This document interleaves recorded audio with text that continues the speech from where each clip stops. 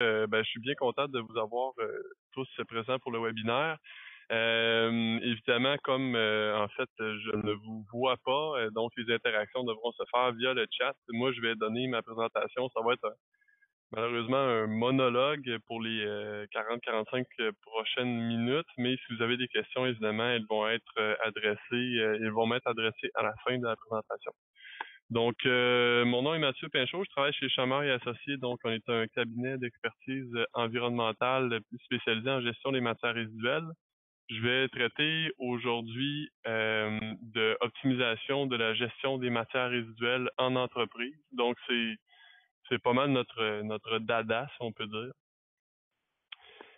En fait, nous, on travaille beaucoup avec les entreprises, donc du service conseil spécialisé en gestion des matières résiduelles. Donc, je vais vous parler dans la présentation, je ne veux pas m'étendre trop là-dessus parce que je vais en parler un peu plus loin au niveau du service conseil qu'on a donné pour les clients que vous voyez, donc Uniprix, Laurier, les THQ et Desgagnés. Je vais vous en reparler plus loin. Mais on travaille aussi avec les municipalités, les ministères, on travaille dans différents types d'études, bref, tout ce qui concerne de près ou de loin, donc la gestion des matières résiduelles. Je vais commencer tout de suite avec certains constats de base pour s'entendre sur des principes qui, je pense, vont rallier à peu près tout le monde. Premier constat, nous générons tous des déchets. Deuxième constat, nous devons les gérer. Vous m'arrêtez si jamais il y a quelque chose là-dedans qui vous semble qui correspond pas à votre situation, mais je pense que c'est quand même assez général pour tout le monde. Troisième constat, cela nécessite temps et argent. Et quatrième constat, une bonne gestion ne s'improvise pas. Donc, évidemment, gestion des matières résiduelles dans ce cas-ci, mais la gestion en général, on sait que ça prend quand même une bonne organisation. L'objectif de la présentation, ce que je veux vous démontrer aujourd'hui, c'est vous montrer comment ce qui peut apparaître comme une corvée, donc la gestion des déchets, peut se transformer éventuellement en opportunité. Par contre, pour ça, il va falloir que vous démontriez quand même une certaine ouverture, c'est-à-dire, donc j'imagine que vous êtes quand même assez ouvert si vous assistez au webinaire, là, mais quand même, il y a certaines perceptions qu'on doit changer face à la gestion des matières résiduelles. Je vais vous présenter quelques cas que j'ai vécus à travers les années. Le cas 1, c'est le rébarbatif. Donc, c'est la personne qui dit moi, j'ai pas le temps de trier, c'est trop compliqué, j'ai déjà beaucoup de travail, donc là, trier mes matières, donc c'est une trop grosse charge de travail pour moi. Je l'ai vécu, moi, avec un commerce qui disait ça le jour 1 et le lendemain, le jour 2, il s'est rendu compte que finalement, même pas question de trier ou à peu près pas trier, puisque toutes les matières que ce commerce-là générait, c'était toutes des matières recyclables. Donc, le léger changement là, de perception, ce qu'on considère comme des matières résiduelles, il faut voir de quelle matière est-ce qu'on parle. Est-ce que c'est vraiment des déchets ou c'est des matières qui sont recyclables ou compostables? Cas 2, le comptable. Donc, la gestion des matières résiduelles, ça coûte cher, c'est un classique.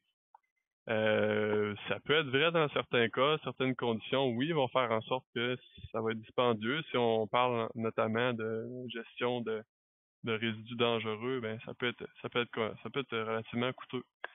Nous, un cas que, en fait, je vous dirais, on essaie le plus possible de faire réaliser puis que ça se matérialise aussi dans les entreprises qu'on accompagne, que le bilan soit neutre ou soit positif là, au niveau des économies réalisées.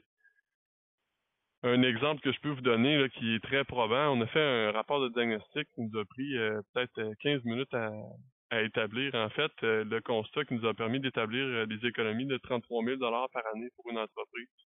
Bon, c'est sûr que là, je vous présente des cas d'exception, mais c'est pour vous dire que ça arrive, ces choses-là. Il peut y avoir des bugs ou des choses comme ça, puis simplement de s'attarder sur la gestion des matières résiduelles dans l'entreprise, ça nous permet de déceler des opportunités comme ça d'économiser. Entendons-nous sur les termes utilisés, en fait, on parle de gestion des matières résiduelles. Pourquoi? En fait, avant, on parlait simplement de déchets. Maintenant, on parle de matières résiduelles, puis on va les subdiviser en différentes catégories. Donc, des matières qui sont soit recyclables, des matières organiques qui peuvent être compostables, d'autres matières valorisables, des matières qui peuvent être utilisées pour le réemploi, Et ensuite de ça, les déchets. Donc, je vais parler de matière résiduelle plutôt au courant de ma présentation. On parle aussi du terme ICI, donc c'est les industries, commerces et institutions. Donc, c'est vous. Première grande question, pourquoi recycler? C'est quand même assez fondamental comme question, on doit se la poser. Puis en fait, j'aimerais attirer votre attention sur différents éléments, différentes contraintes en fait ou opportunités pour votre entreprise au niveau de la gestion des matières résiduelles. Donc, premier élément, pour économiser. Tout de suite, là, je vous mets en garde, là, je suis pas le vendeur nécessairement de bonnes nouvelles. C'est pas systématique, les économies. Je pense que ben, sur une échelle de moyen-long terme, il y a toujours des économies qui sont réalisées. Sauf qu'à court terme, ça veut pas dire qu'il y a nécessairement des économies à faire. Tout ça dépend des coûts de collecte et de traitement principalement et des orientations municipales. Parce qu'on va voir que c'est beaucoup les entités municipales qui décident comment va s'articuler la gestion des matières résiduelles. Donc on est un petit peu pris avec ce système-là. Donc c'est pas nous en tant qu'entreprise, qu'organisation qui va décider s'il y a des économies à faire. Important à savoir qui collecte quoi et à quel prix. Donc, ce que je vous disais, première chose à faire, je vais peut-être le dire souvent dans la présentation, mais c'est important de savoir qu'est-ce que votre municipalité offre comme service. Puis ça ne veut pas dire que si la municipalité offre pas de service pour les entreprises de collecte des matières recyclables ou de collecte des déchets, ça ne veut pas dire qu'il n'y a rien à faire. Il y a toujours quelque chose. En fait, tout le monde génère des déchets, comme je disais tout à l'heure, donc il faut trouver des solutions pour qu'elles soient collectées puis collectées au meilleur prix. Je vous donne un exemple que je connais bien. Nous, on est installés à Québec et à Montréal et on travaille beaucoup et de plus en plus avec les entreprises de Québec. Donc, on connaît très bien la situation là, au niveau de la ville de Québec. Je vous dirais qu'ici, puis j'aurais pu faire le portrait pour à peu près toutes les municipalités MRC du Québec, là, mais disons que pour les biens de la cause, c'est simplement, je vais vous illustrer le cas de Québec, là, simplement à titre d'exemple. À Québec, les déchets sont gérés totalement par la municipalité, donc aucun collecteur privé qui est en charge de la collecte des déchets. Bon, là, c'est des sous-traitants, en fait, qui font les collectes, mais c'est la municipalité, c'est la Ville de Québec qui décide de la tarification et c'est elle qui va octroyer les contrats de collecte des déchets. Au niveau du recyclage, c'est presque à 100% octroyé au privé, bien qu'il y a quelques commerces qui sont collectés par la municipalité.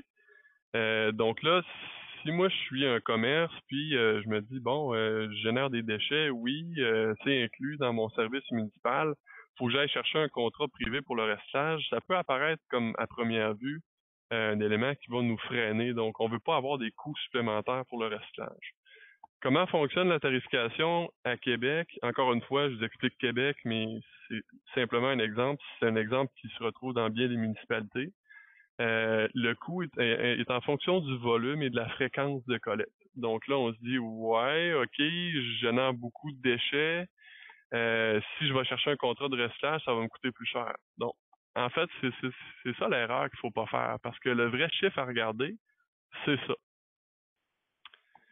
En gros, les déchets vont coûter 209 la tonne et le recyclage, même si on va vers le privé, c'est collecté à plus ou moins 80 la tonne. Bien sûr, ça dépend des différents collecteurs, des ententes qu'on a, etc. Sauf que ça donne un ordre de grandeur. Même si vous payez 100 la tonne, il y a quand même des économies là, qui sont assez importantes là, de l'ordre de 50%. Il y a certaines municipalités aussi qui offrent carrément la collecte du recyclage gratuitement aux ICI, au commerce. Donc, elle va souvent financer cette collecte-là via la collecte des déchets. Comment économiser dans un cas comme ça? Ben évidemment, recycler plus, jeter moins, en mettre le plus possible dans notre conteneur de recyclage et le moins possible dans notre conteneur de déchets. Et ça, c'est vrai partout. Optimiser l'utilisation des conteneurs. C'est que vous allez être tarifé en fonction, très souvent, là, ce qui arrive, c'est en fonction de la grosseur du conteneur et de la fréquence de collecte, comme c'est le cas à Québec. En fait, dans la majorité des cas, c'est la situation puisque la tarification au poids, donc avec des collectes avec pesée, c'est pas encore au point au Québec. Donc, le plus souvent, les collectes sont tarifées en fonction du volume et de la fréquence de collecte. Donc, si vous avez votre conteneur qui est, dans le fond, qui est vide quand vous le faites collecter, ben vous payez comme s'il était plein. C'est donc dire que vous payez trop. C'est pour ça que je parle d'optimisation de l'utilisation des conteneurs. C'est bon de faire une vérification une fois de temps en temps pour vérifier que notre contrat de collecte correspond bien à nos besoins. Si on fait le portrait avec les tarifs que je vous ai dit, toujours pour Québec, encore une fois pour illustrer simplement qu'est-ce que ça peut représenter au niveau des économies que peuvent générer une bonne gestion des matières résiduelles. Si on compare trois ICI, donc un premier qui a aucune récupération, un qui a une récupération minimale, disons, de papier et de carton, et un troisième ICI qui est performant, ben en fait, on peut voir que les économies là, peuvent être quand même assez intéressantes, puis ça nous permet de dégager des sommes qu'on peut réinvestir ailleurs, soit dans notre système de gestion de matières résiduelles ou dans notre système au niveau de la performance environnementale en général. Payez-vous le juste coût, je l'ai abordé, donc validez vos besoins, vérifiez votre utilisation des équipements et des collectes, comparez les fournisseurs. Si, comme c'est le cas pour Québec, vous êtes pris avec disons, on peut dire un monopole au niveau de la collecte des déchets, c'est la ville qui fixe les prix, donc là, vous devez aller avec ces prix-là. Mais si vous allez vers des collectes privées, ben là, vous pouvez magasiner, comparer. Fiez-vous pas nécessairement aux prix qui sont donnés par simplement un collecteur. Dans le fond, c'est la même chose que pour n'importe quel achat, produit, service qu'on fait. Et vérifiez aussi les factures, donc vous assurez que vous êtes tarifé, que vous payez en fait le vraiment correspondant au contrat que vous avez d'établi avec le collecteur. Deuxième élément pour vous mettre en conformité, donc on est toujours dans les intérêts du recyclage. Ben, la conformité, premièrement, au niveau de la politique de gestion des matières résiduelles qui a été établie par le NDDASP, donc Ministère du Développement durable, Environnement, Faune et Parc, qui donne un objectif là, de récupérer pour 2015 70% des matières recyclables et 60% des matières compostables.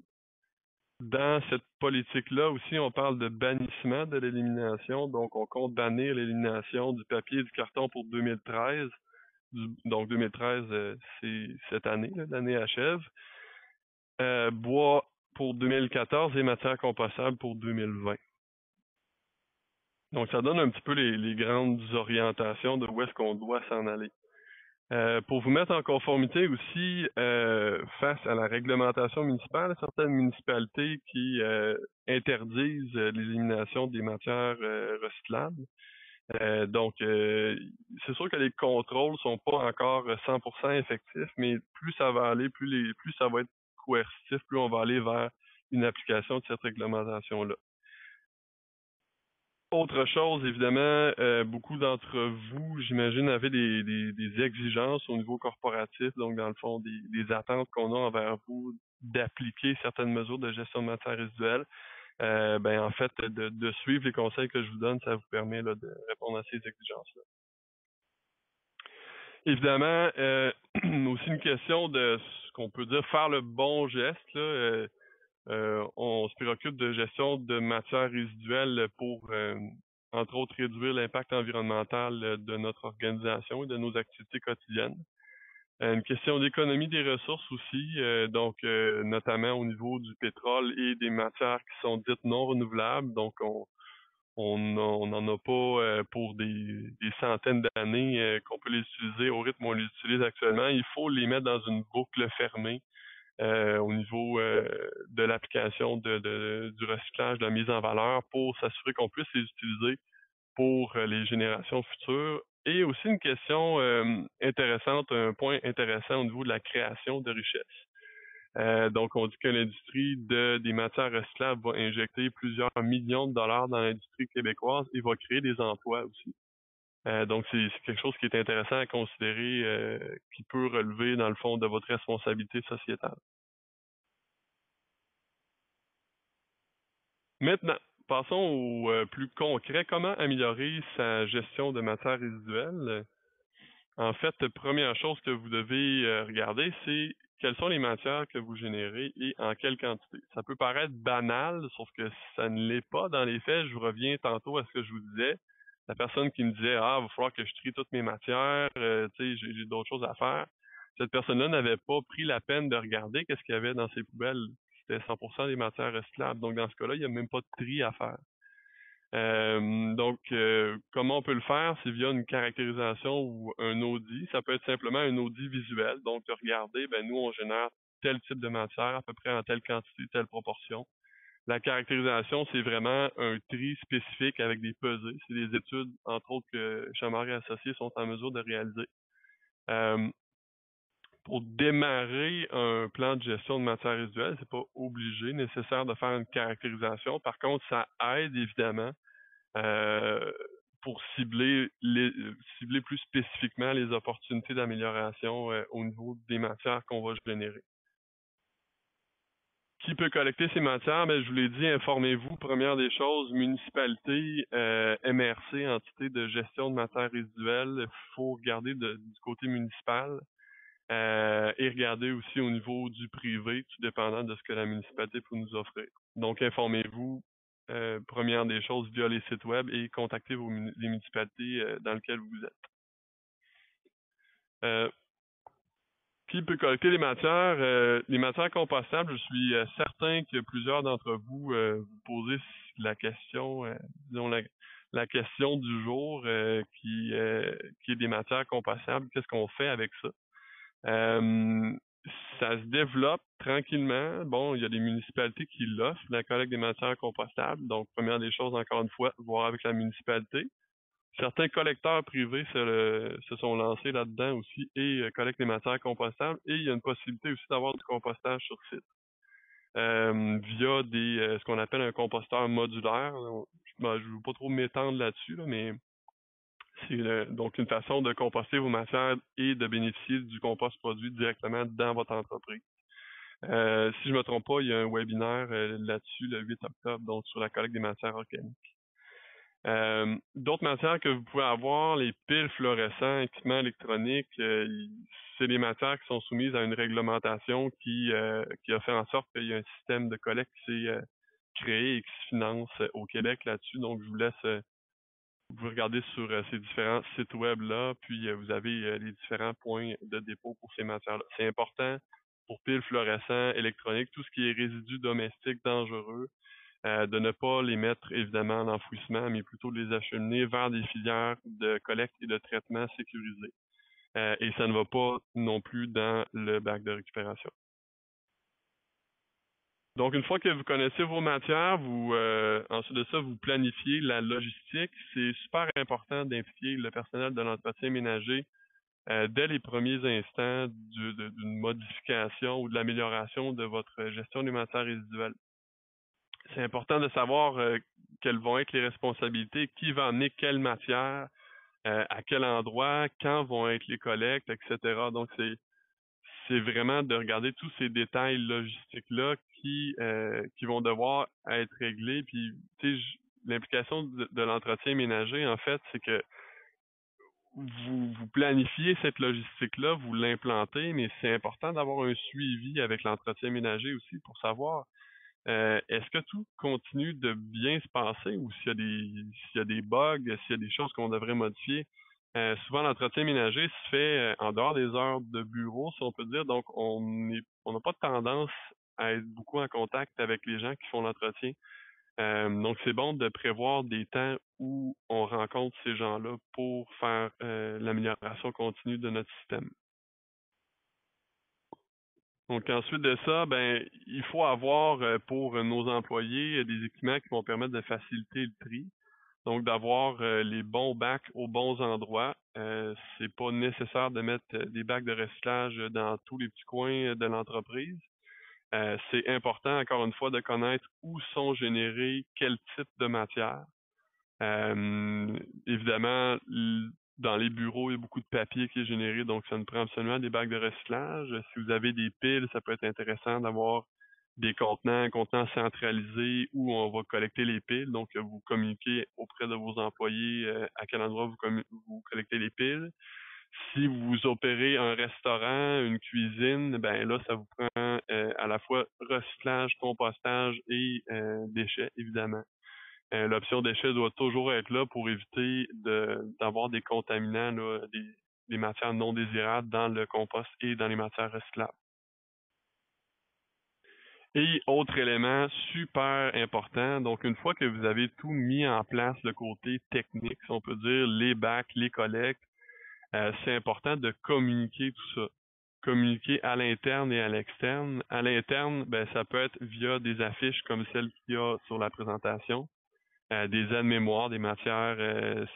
En fait, ça, c'est comme un classique, là, indiquer quelles sont les matières acceptées, matières refusées dans les différentes collectes.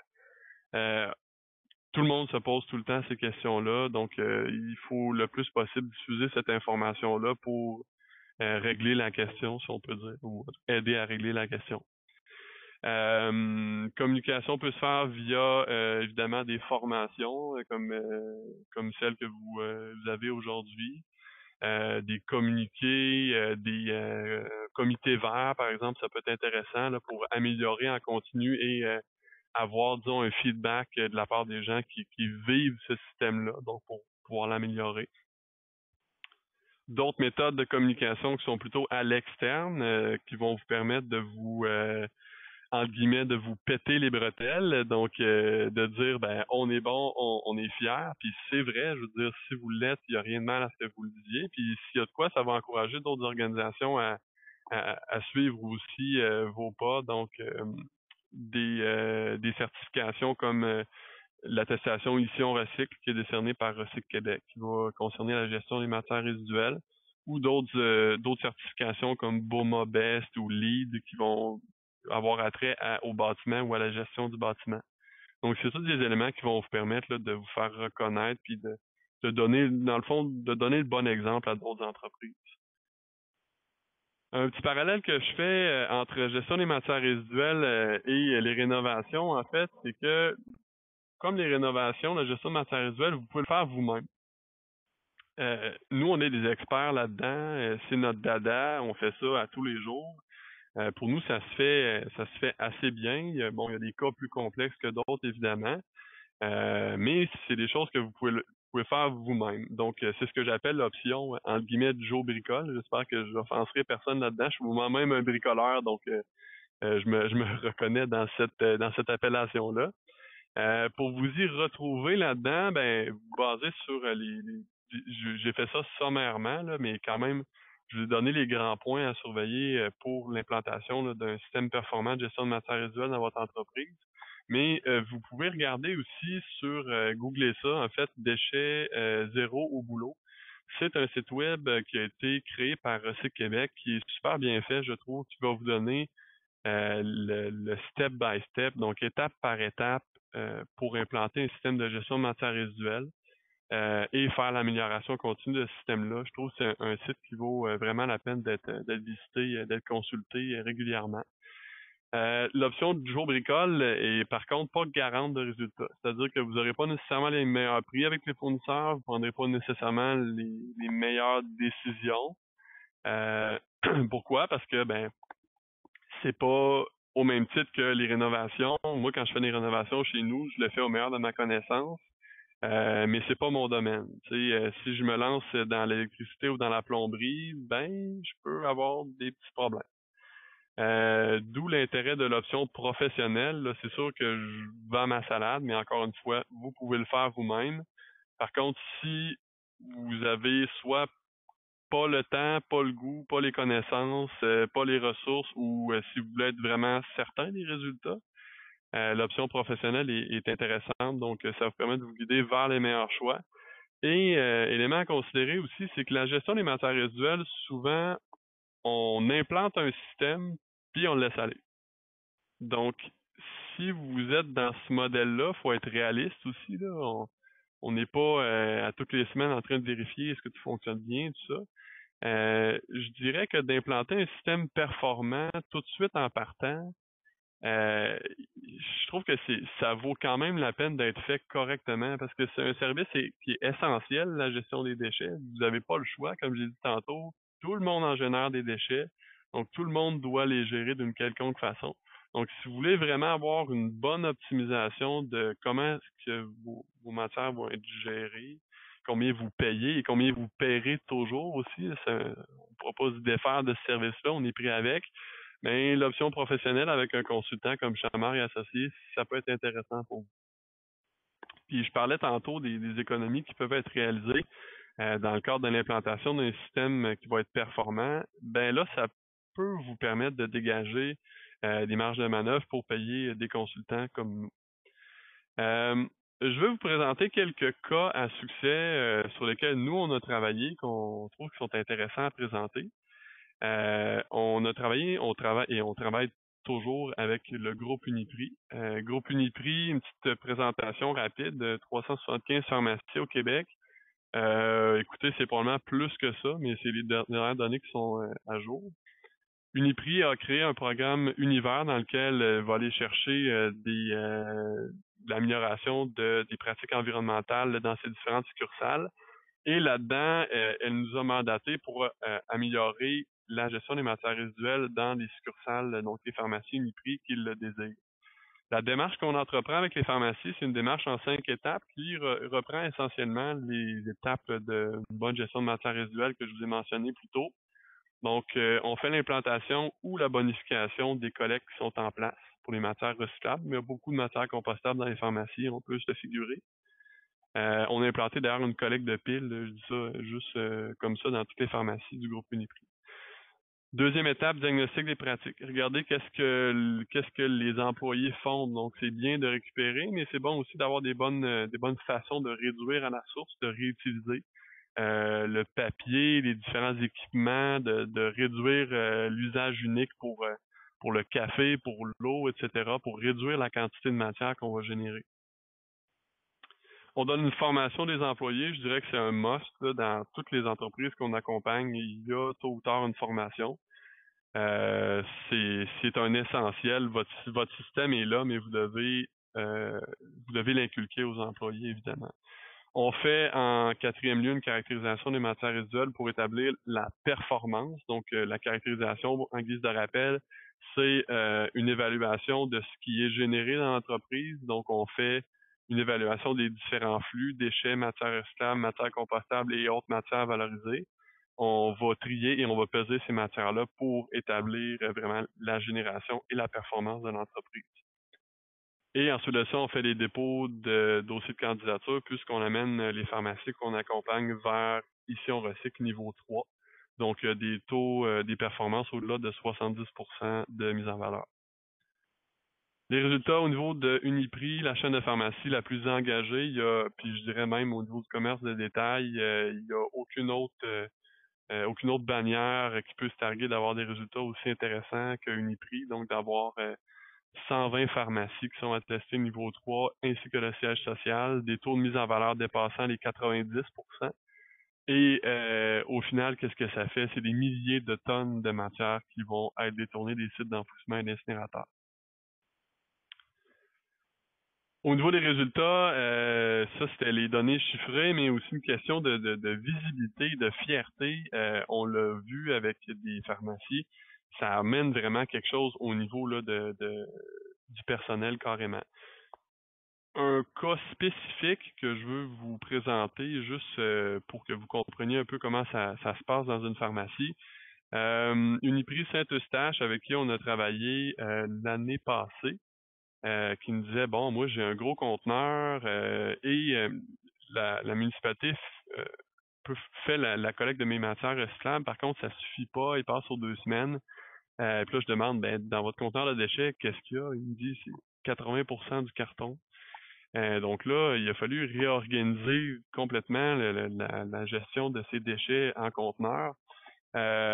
En fait, il a fallu modifier complètement le tout là, pour les munir d'un conteneur de carton, évidemment. Donc, ce qui générait, première des étapes, comme je vous ai dit, c'est de regarder qu'est-ce que vous générez comme matière. Ben, dans ce cas-là, c'était presque juste du carton. pourquoi avoir un gros conteneur de déchets si on génère presque juste du carton? Donc, c'est ce qu'on a fait. On leur a commandé un conteneur de recyclage. Puis, ils sont passés d'un gros conteneur de déchets à quelques petits bacs roulants de déchets. À l'interne, on a modifié quelques éléments aussi. Il y avait des poubelles un peu partout, donc des îlots intégrés à l'intérieur des comptoirs. Donc, on a fait des modifications pour permettre à chacun des employés dans leurs différents postes de travail de pouvoir faire le tri de leurs matières qui sont générées dans le quotidien. Le but, c'est que ça soit facile. On veut avoir à proximité l'option de tri pour nos matières recyclables.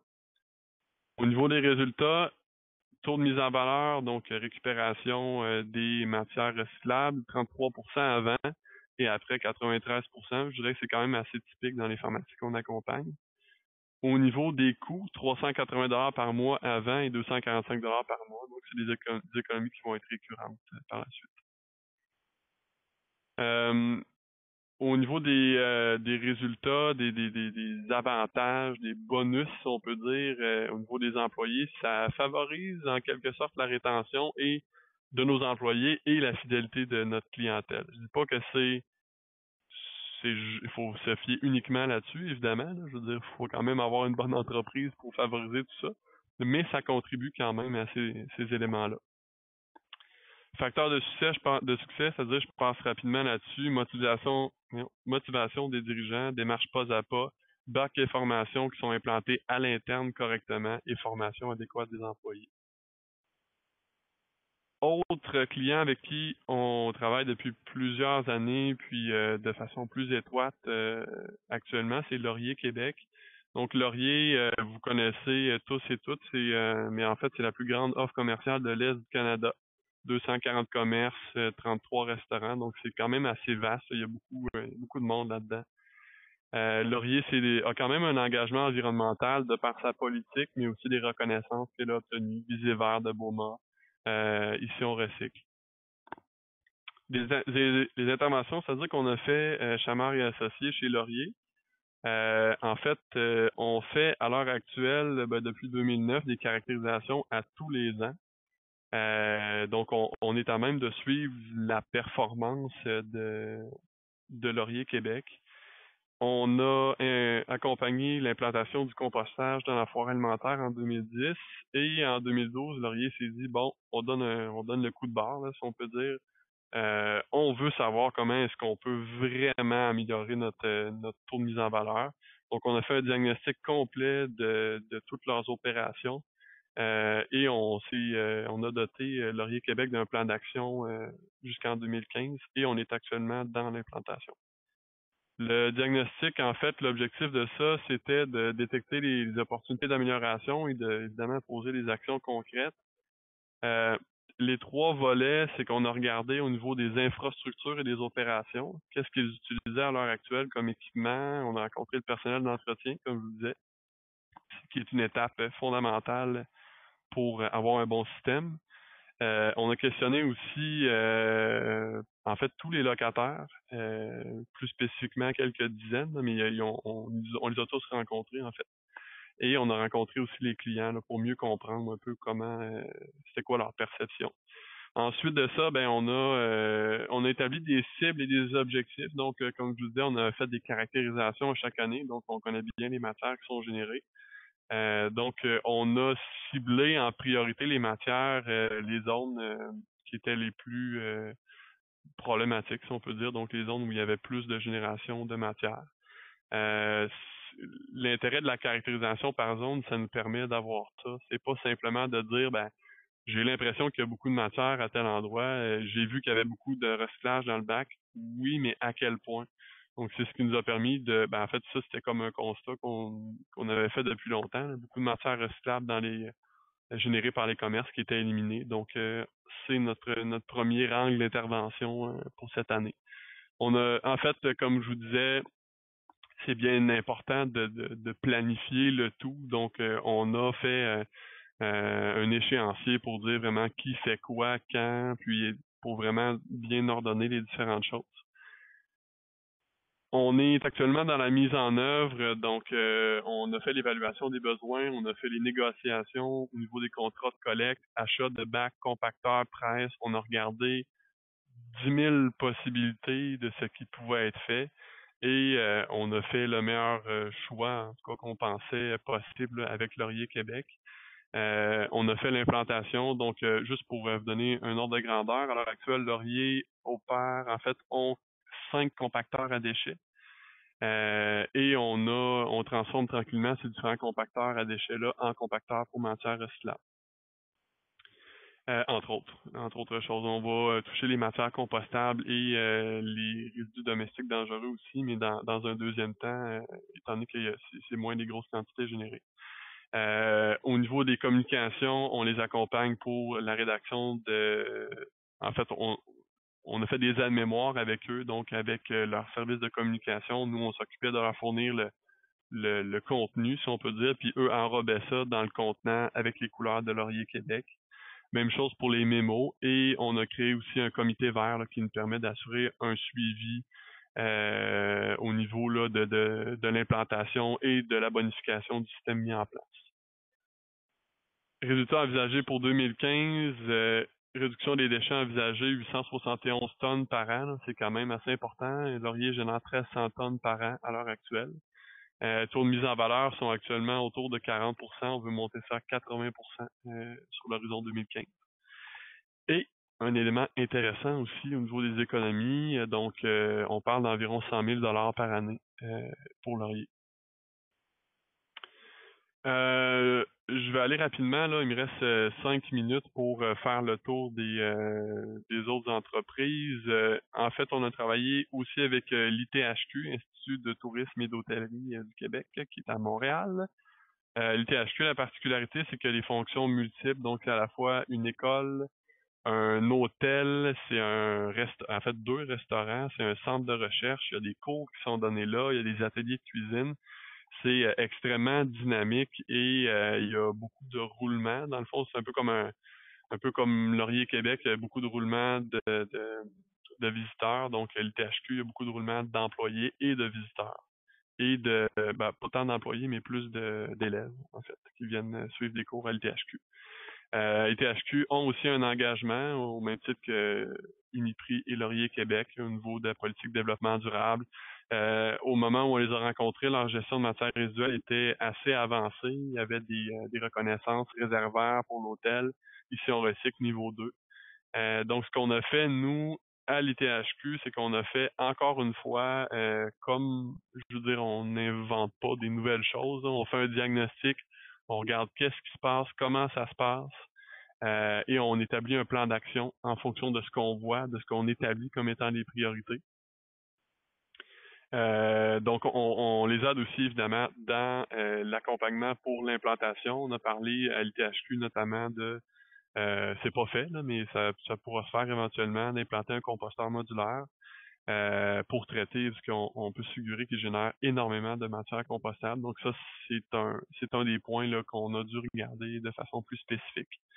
On a fait la caractérisation pour pousser encore un petit peu plus loin pour voir dans quel département, si on peut dire, on voyait les plus grandes faiblesses, on peut dire, pour pouvoir intervenir de façon plus pointue. Et ça va répondre, j'ai vu passer une question sur le suivi des performances. Une des façons qu'on fait avec nos clients pour suivre la performance de gestion de matières résiduelles, notre indicateur de performance qu'on utilise au Québec le plus communément, c'est le taux de mise en valeur. Donc, c'est la quantité de matière qu'on va valoriser par rapport au total de matière qu'on génère.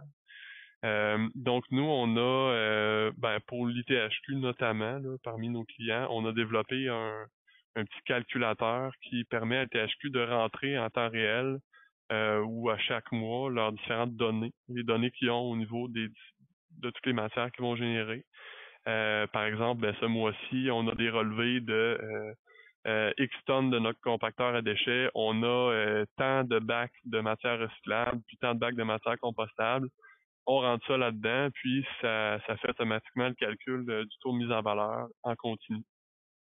Donc, ça permet à l'ITHQ de suivre vraiment est-ce que les actions qu'ils mettent en œuvre, est-ce qu'on voit au jour le jour cette amélioration-là. Là, j'ai parlé de tonnage, j'ai parlé de contenant. On s'adapte là, en fonction de ce qui est disponible comme données. On est habitué de faire avec à peu près n'importe quel type de données. Je veux dire, au mieux, vous avez des pesées de vos conteneurs. Sinon, vous pouvez avoir juste d'avoir la grosseur du contenant, la fréquence de collecte, c'est déjà une chose. D'avoir les niveaux de remplissage de vos conteneurs. Après ça, nous, on utilise ces données-là pour, à partir de facteurs d'équivalence, on est capable d'établir le poids et de calculer la performance pour cette matière spécifique-là. Donc, c'est un petit outil qu'on a développé pour les THQ, mais qu'on utilise pour d'autres clients aussi. À l'ITHQ, c'est un petit bug dans la présentation, mais en fait, à l'ITHQ, on a fait beaucoup d'informations, sensibilisation, éducation. On a fait une formation participative dans laquelle on amenait le personnel de l'ITHQ à amener des matières et à trier elles-mêmes les matières. Donc, ça nous permettait de voir c'était quoi le premier réflexe qu'avaient ces personnes-là. Puis on leur a demandé, tu sais, d'amener des matières qui étaient générées dans leur quotidien puis qui n'étaient pas certaines. Dans quel bac est-ce que ces matières-là allaient. Donc, ça nous a permis de leur présenter pourquoi ces matières-là vont dans un bac plutôt que dans l'autre, puis c'est quoi en fait l'idée derrière ça, où vont ces matières-là une fois qu'on les a mis dans le bac. On a créé aussi une vidéo qui permet, parce qu'on s'est dit, ouais, ok, il y a beaucoup d'étudiants qui passent à l'THQ, on souhaiterait, évidemment, l'idéal, ça serait de tous les rencontrer un par un et de les former, mais bon, c'est que c'est pas chose réaliste, donc on a fait une vidéo de formation carrément et en même temps de présentation de l'ITHQ et de ses engagements au niveau de la gestion de matières résiduelles et du développement durable. Et autre élément de l'information, sensibilisation, éducation, c'est le guide Quoi recycler à l'ITHQ. Donc, toutes les matières qu'on a rassemblées lors des formations, donc c'est des matières sur lesquelles les employés se posaient des questions. On les a pris en photo, puis on les a mis dans un guide, puis on a dit, à tel type de matière, vous aviez des questions, on vous dit ça va dans tel bac pour telle raison. Donc, c'est le guide qu'on a fait pour le THQ. Résultat qui n'est pas encore atteint, mais peut-être en fait, mais faut l'évaluer là, avec une nouvelle caractérisation. En fait, on va voir avec le calculateur de performance, on va voir quand on va approcher les 70% ou dépasser les 70%, on va pouvoir aller chercher l'attestation ici on recycle niveau 3. C'est vraiment l'objectif de l'ITHQ. Un dernier petit cas sur lequel je vais passer rapidement, c'est plus une curiosité, je vous dirais, parce que je suis pas mal certain qu'aucun d'entre vous opéré de flotte de navires, mais c'est juste pour vous dire que on est prêt à tout en fait, puis on est comme on l'a vu avec Dégagné, puis qu'on le voit avec bien de nos clients, là, chaque situation est particulière au niveau de la gestion des matières résiduelles. Donc, il faut s'adapter à ça et trouver des solutions là-dessus. Nous, on part toujours avec l'idée qu'il y a une solution à tout. On se bute pas à ça c'est impossible, il n'y a rien à faire. Il y a toujours quelque chose à faire. Dégagné, c'est un opérateur d'une flotte de navires, donc 18 navires qui se promènent un peu partout, notamment dans le nord québécois. Donc, leur problème de gestion de matières résiduelles à eux, c'est que ils partent longtemps en mer, souvent plusieurs dizaines de jours. Donc, ils doivent accumuler ces matières-là dans des espaces très restreints. Donc, c'est une problématique assez spéciale, mais on peut faire le parallèle avec beaucoup de commerces qui sont prises avec des problèmes d'espace aussi. Dégagné membre de l'Alliance verte, là, qui est une espèce de concertation d'armateurs et de gestionnaires de flottes de navires qui sont dotés d'engagement à l'égard du développement durable. Les interventions de Chamard et associés auprès de Dégagné, on a commencé avec le siège social pour faire l'accompagnement classique vers l'obtention de l'édition recycle. Il y avait une exigence d'être niveau or, donc plus de 90% de mise en valeur, puis En fait, on a relevé ce défi-là avec eux. On les a amenés à 91% de mise en valeur au siège social. Mais je dirais le défi, c'est plutôt les navires. C'est des gros navires, beaucoup des pétroliers, des chimiquiers. On a fait les diagnostics, collecté l'information au niveau des ports aussi, parce que quand on arrive à terre, c'est pas nécessairement évident de se départir correctement des matières. Implantation et formation, c'est en cours actuellement et on vise des attestations ici on recycle. Il y en a un actuellement, le Camilla des Gagnés, qui a attesté ici on recycle le niveau 3, mais on vise à faire attester l'ensemble de la flotte. C'est une longue shot, on s'y prend sur plusieurs années, mais on y va graduellement. Quelques exemples juste pour votre curiosité. En haut à gauche, on voit un compacteur de matière recyclable qui est vraiment de petit format. C'est pour compacter des bacs de matière recyclable. Donc, on voit différents. En bas à gauche, la gestion par couleur de matières recyclables et de résidus domestiques dangereux, des guenilles souillées, etc. À droite, complètement, on a donc des bouteilles d'eau. Ils ont décidé d'utiliser de l'eau en bouteille pour réduire la quantité de déchets, mais ça fait quand même des matières recyclables à transporter. Donc, c'est des questions toujours à se poser. Les résultats, je vous l'ai dit, on a une attestée ici on recycle, le Camilla dégagné, puis il y en a d'autres qui s'en viennent. Et pour dégagner, c'est une façon aussi de se démarquer à l'international.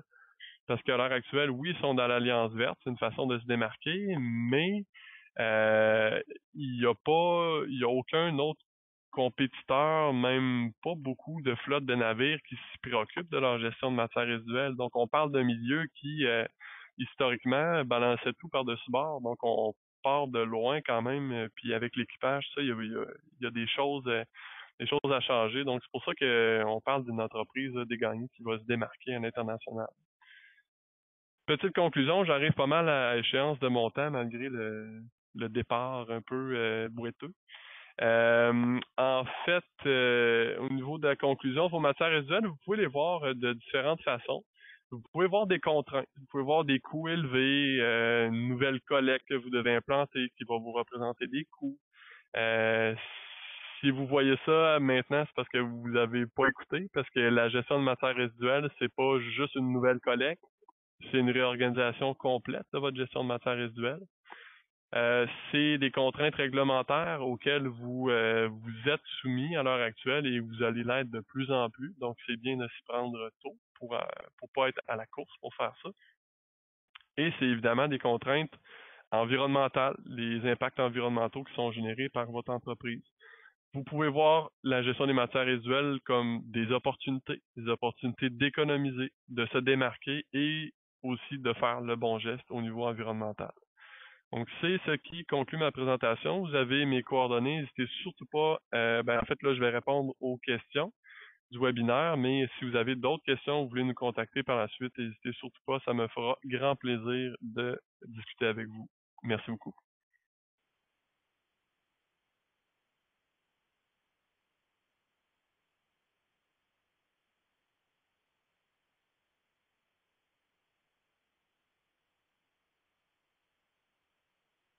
Mon première question, pourquoi ne pas commencer par la caractérisation?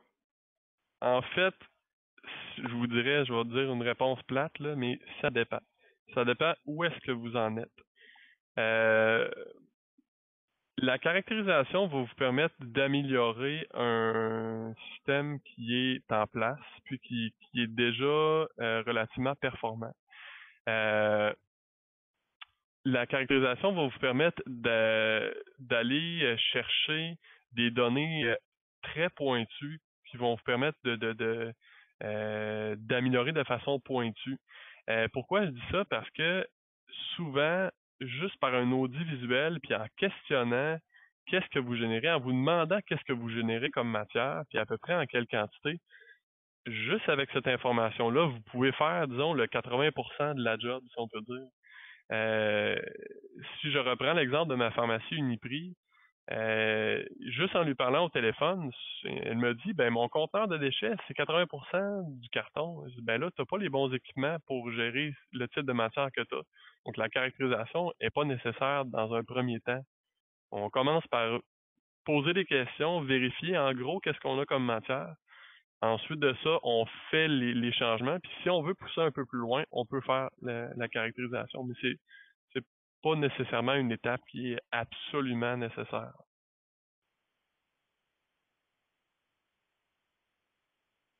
Deuxième question, comment fait-on pour maintenir une amélioration continue en gestion des matières résiduelles? Je vous en ai donné un exemple en utilisant, en vérifiant de façon régulière qu'est-ce que vous générez comme matière. Puis en fait, l'idée c'est tu sais, nous on a monté un outil, mais vous pouvez vous en monter un aussi à l'intérieur de votre organisation. Puis en fait, l'ITHQ en avait un même avant qu'on arrive, c'est juste qu'on l'a amélioré, puis on l'a simplifié, on l'a uniformisé. Euh, il s'agit d'avoir un tableur Excel dans lequel vous inscrivez euh, toutes les données que vous avez des matières que vous faites collecter. Est-ce que vous avez est-ce que vos collecteurs vous fournissent des bordereaux pesés? Si oui, il faut que vous mettiez vos pesées là-dedans. Euh, pour les déchets, ça arrive. Pour les matières recyclables, c'est moins fréquent. Mais si vous, comme je vous disais tantôt, si vous n'avez pas de bordereau pesé, vous mettez des grosseurs de conteneurs puis des niveaux de remplissage. Donc, ça, c'est une façon de suivre votre performance. Évidemment, si vous avez un conteneur de 8 verges cubes de matière recyclable, euh, votre contrat de collecte, c'est pas lui qui va vous dire si vous êtes de plus en plus performant. C'est en allant voir dans le conteneur. Votre collecte est le jeudi matin, ben à tous les mercredis soirs, ou vous le faites une fois par mois, comme vous voulez. Vous allez voir, OK, il est rempli à quel point, puis en même temps, ben je jette un œil pour savoir si y a des matières qui n'ont pas d'affaires dans mon conteneur. Ça va me permettre là, de faire une amélioration continue, en fait, de revenir sur des matières qu'on a vues là, qui n'avaient pas d'affaires là. Donc, en compilant toutes ces données-là, en utilisant des facteurs d'équivalence. Les facteurs d'équivalence, nous, on en a, mais il y en a de disponibles sur le site de Recycle Québec aussi. C'est sûr que là, je vous donne rien pour l'instant. C'est trop bref pour vous informer là-dessus. Mais je vous dis qu'il y en a de disponibles, puis vous pouvez avoir un ordre de grandeur de où est-ce que vous en êtes et suivre la progression graduellement. Un autre élément que je veux apporter là-dessus pour terminer au niveau de l'amélioration continue, le comité vert, c'est quand même un must. Parce que vous avez des gens là-dedans qui vous rencontrez sur une base régulière. Donc déjà ça permet de suivre votre gestion de matière résiduelle de façon régulière. C'est pas quelque chose que vous dites on va faire ça quand on va avoir le temps. Ouais, ça, on sait que ça fait des choses qu'on fait quand on a le temps. Là. Si vous avez un comité vert qui se réunit de façon trimestrielle ou quoi que ce soit, ben vous pouvez suivre vraiment à chaque 3 mois, de dire où est-ce qu'on est rendu, puis d'avoir des personnes qui sont responsables de regarder notamment, par exemple, le niveau de remplissage ou de compiler les bordereaux des différentes collectes au niveau des déchets ou des piles ou n'importe quoi que vous avez, que vous générez là, sur lesquels vous avez des données. Voilà. Troisième et avant-dernière question.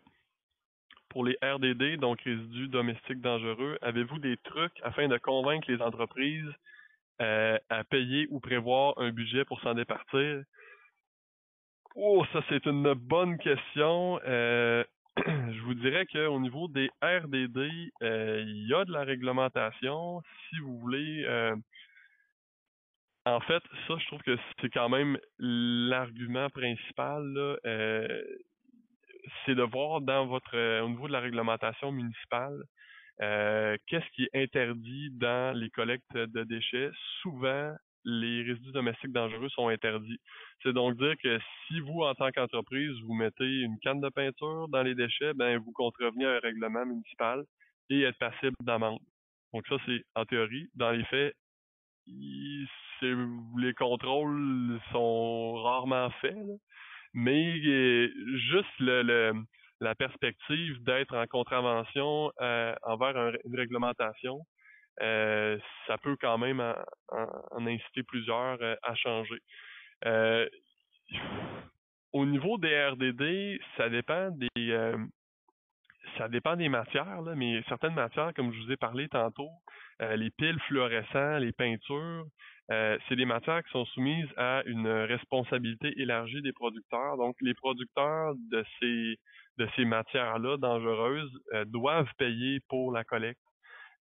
Donc, autrement dit, il s'agit de rentrer dans le système. Là, je vous épargne les détails. Là. Vous irez voir en fait sur les sites que j'ai mis dans la présentation. Mais si vous générez des piles, puis que tu sais, vous utilisez des piles dans votre quotidien, puis que vous en générez, dans le fond, en fin de vie, ces piles-là, vous pouvez les faire collecter gratuitement. Euh, Parce que le coût de gestion de ces déchets dangereux-là est internalisé carrément à l'achat des matières. Je vais juste, oui, mais en région, malheureusement, les sites de dépôt sont moins présents.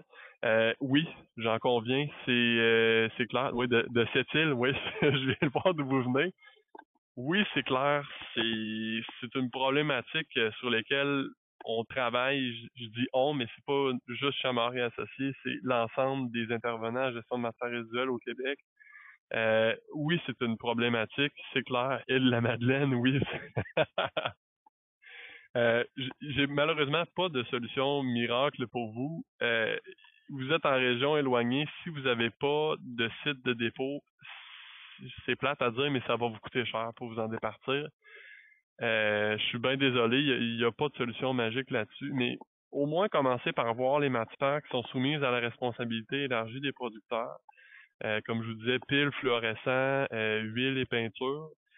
Regardez ça parce que ces matières-là, en fait, les producteurs de ces matières-là doivent financer un système performant de collecte partout au Québec.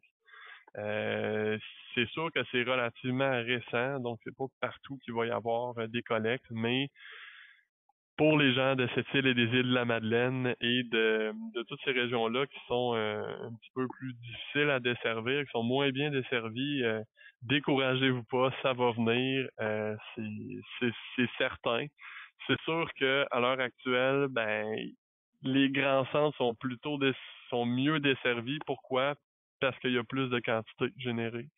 Donc, au même titre qu'on l'a fait pour Laurier-Québec, c'est sûr qu'on le sait que dans les bureaux, ils génèrent des bouteilles d'eau, sauf que les commerces, c'est des centaines de tonnes de matières recyclables qu'ils génèrent. Donc, c'est plate à dire, mais gestion de priorité. Mais on vous aime pareil, hein, c'est pas ça. C'est pas ça le problème. Dernière petite question? Existe-t-il un guide de caractérisation en PME? Bon, en fait, la réponse est, est là-dedans, presque. Un guide de caractérisation en PME, en fait, je vous dirais d'aller voir sur le site que je vous disais tantôt, Zéro déchet au boulot, qui est un site qui a été créé par Recyc Québec. Là-dessus, je crois pas me tromper en disant qu'ils font référence à un guide qui permet là, d'établir une procédure, en fait, pas juste pour la caractérisation, mais toute la gestion de matières résiduelles en PME. Il y a un guide qui a été créé carrément là-dessus. C'est d'ailleurs un de nos compétiteurs qui l'a fait, mais on les aime bien quand même, Eni Environnement, qui ont fait ce guide-là. Allez voir, en fait, sur le site de Recyc Québec, vous allez avoir le lien vers ce guide-là ou tapez sur Google guide de gestion des matières résiduelles en PME. Je suis pas mal certain que vous allez tomber dessus. Donc, ça vous donne, disons, les guidelines puis quelques outils là, pour faire votre caractérisation.